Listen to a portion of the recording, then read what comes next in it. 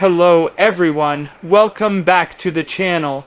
Today we're diving into one of the most tense moments between the United States and China in recent memory, the incident when a Chinese naval helicopter closed in on a US Navy Seahawk over the South China Sea, leading to a near confrontation that could have gone horribly wrong. What started as a routine patrol turned into a moment that had both militaries on edge and the world watching closely. It was early morning when the US Navy MH-60R Seahawk lifted off from the deck of the USS John Finn, one of America's Arleigh Burke-class destroyers. The mission was standard surveillance, monitoring, and reconnaissance over international waters near the South China Sea. The air was calm, visibility was good, and everything seemed normal. The pilots were professionals with hundreds of hours of experience flying over contested waters. To them, this was another day at work until their radar detected something unusual approaching fast. The radar operator noticed a new contact moving low and quick from the northwest. It was small, fast, and closing distance at an alarming rate. The transponder identified it as a Chinese Z-9 helicopter, a naval aircraft used by the People's Liberation Army Navy. Encounters like these weren't new, but something about the pattern of movement was aggressive. The Chinese aircraft wasn't simply passing by, it was coming directly toward the Seahawk's flight path. The pilot radioed the contact using international air band frequency, declaring they were a US Navy aircraft operating in international airspace. There was no response. The blip on the radar moved closer, and soon, through the cockpit glass, the Seahawk crew could visually see it, a gray Chinese Z-9 helicopter bearing the Red Star insignia, approaching from the left side, flying low over the shimmering sea. At first, it seemed like a standard intercept, the kind of cat and mouse routine both sides play to test each other's reactions. But within minutes, it became clear this was something different. The Chinese helicopter wasn't maintaining a safe distance. It was closing in dangerously, flying within just a few dozen feet of the Seahawk's rotors. The turbulence caused the U.S. aircraft to shake violently. Warnings blared inside the cockpit. The American crew stayed calm. They adjusted altitude slightly, maintained their course, and recorded everything on camera. Every second was logged and transmitted back to the USS John Finn. The pilots knew that any overreaction could be misinterpreted and spark a diplomatic disaster. Their training emphasized discipline under pressure, and this was one of those moments that would test that discipline to its limits. Down below, the USS John Finn's command center received the incident report in real time. The situation was immediately categorized as an unsafe and unprofessional intercept. Commands went out across the communication network, alerting the U.S. 7th Fleet headquartered in Japan. The Chinese pilot, however, continued to push boundaries, circling the Seahawk, sometimes veering off, then suddenly cutting back close again, as if challenging the American crew to react. After nearly 15 minutes of tense maneuvering, the Seahawk systems detected something even more alarming: interference on their communication and radar frequencies.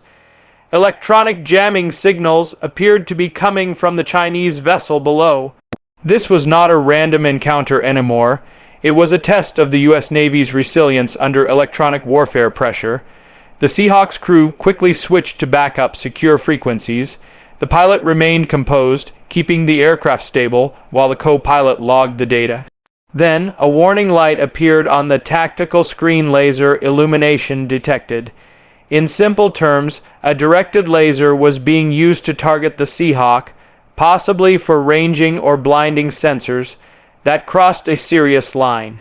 The pilots immediately took defensive action, altering course and increasing altitude. They reported the event back to their carrier. Laser contact detected. Possible illumination from planned platform. The order came swiftly from the command center: maintain distance, document everything, and avoid escalation. The crew followed exactly as instructed, demonstrating the kind of restraint that separates a professional military force from reckless behavior. Later analysis confirmed that the Chinese ship had used a low-energy laser to target the Seahawk, something that could damage optical sensors or temporarily blind the crew if exposed directly. The Pentagon called it a hostile and unsafe act. China's defense ministry, however, claimed the U.S. aircraft was violating Chinese sovereignty. The truth was clear from GPS data. The Seahawk had been operating well within international airspace, nearly 25 nautical miles away from any recognized territorial boundary. The world's attention quickly turned to the incident. News agencies around the globe covered it as yet another flashpoint in the growing tension between Washington and Beijing. The South China Sea has long been one of the most contested regions on Earth. China claims almost the entire sea as its own through its 9-dash line, while the United States and other nations reject those claims as illegal under international law. For decades, the US Navy has carried out freedom of navigation operations asserting that international waters must remain open to all. These patrols are meant to challenge excessive maritime claims, but to China, they're seen as deliberate provocations. It's a dangerous game of presence and power, where one wrong move could lead to a serious confrontation. The Seahawk crew's composure that day prevented such a confrontation. The pilot later told investigators that even when the Chinese helicopter came dangerously close, they focused only on safety and data collection. They knew they were being tested, and their calm professionalism became the defining factor that kept the situation from escalating. When the Seahawk finally returned to the deck of the USS John Finn, the tension on board was palpable. The crew was shaken but unharmed. They handed over their recordings, radar data, and laser detection logs. The information was quickly transmitted to higher command. Within hours, the footage was reviewed by US Navy analysts who confirmed the aggressive approach and the laser use. The Pentagon's public statement the next day was firm but measured. Officials condemned the unsafe intercept, emphasizing that the U.S. would continue to fly, sail, and operate wherever international law allows. They also highlighted the professionalism of the Seahawk crew, who responded appropriately under pressure. In Beijing, Chinese state media told a very different story, claiming the U.S. aircraft had invaded Chinese airspace, and that their pilots had acted responsibly. The global audience saw two conflicting narratives, both shaped by national interest, but the raw data told the truth. This wasn't the first time such an encounter had taken place. In recent years, Chinese aircraft and ships have increasingly engaged in risky maneuvers against American forces operating in the region. There have been incidents involving near collisions between jets, destroyers, and even surveillance aircraft. But what made this incident stand out was that it involved helicopters slower, more vulnerable, and face at close range for extended minutes. Every small motion could mean danger. Analysts later said the event symbolized the growing tension between the world's two largest military powers. The South China Sea, they warned, had become the stage for a dangerous new kind of confrontation, not open warfare, but constant pressure and provocation. Each encounter becomes a message, a test, a rehearsal for what might come if diplomacy fails. Inside the Pentagon, the footage from the Seahawk was studied in detail.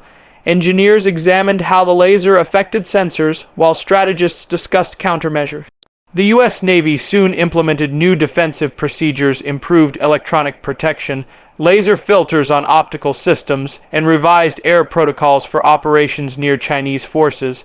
Every incident becomes a lesson learned. Meanwhile, in China, state-run outlets praised their pilots as guardians of the homeland. They framed the encounter as a necessary defense against foreign intrusion. The propaganda reinforced a domestic narrative that painted the U.S. presence as an invasion, even though the operations were entirely legal under international law. It was a perfect example of how both sides view the same sky through different lenses. The encounter also raised broader questions about how close the two militaries could come to direct conflict without crossing the line. If one pilot had misjudged distance, or if one aircraft had made a sudden move, it could have turned deadly. A collision would not just risk lives, it could have triggered a diplomatic crisis or worse. The world remembers past incidents like the 2001 Hainan Island collision, when a Chinese jet collided with a U.S. reconnaissance plane, killing the Chinese pilot and forcing an emergency landing. History nearly repeated itself here, but this time cooler heads prevailed. For the crew of the Seahawk, the flight was over, but the experience stayed with them. They had stared danger in the face and chosen discipline over emotion. They knew that sometimes avoiding a crisis is as heroic as fighting one. Their restraint became an example used in naval training across the Pacific, a case study in professionalism under provocation. The larger lesson was clear.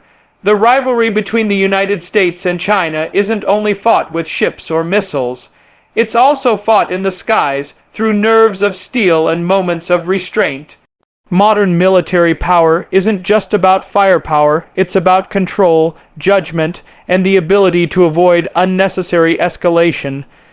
As months passed, the world moved on to new headlines, but inside naval circles, the Seahawk incident became a symbol of the growing challenge in the Indo-Pacific.